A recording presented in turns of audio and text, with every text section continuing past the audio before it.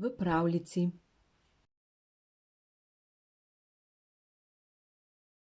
Pri izbirnem predmetu Organizmi v naravnem in umetnem okolju smo obiskali izobraževalno kmetijo v pravljici.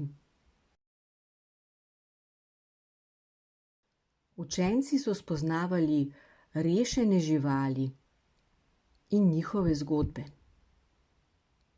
Spoznavali so potrebe živali, organizmov, odgovornost in etična načela do gojenih domačih živali in ljubljenčkov. Imeli pa smo tudi dovolj časa, da smo se sprostili v gozdni igralnici, si sami pripravili in spekli kruh ter jabolka nad žerjavico.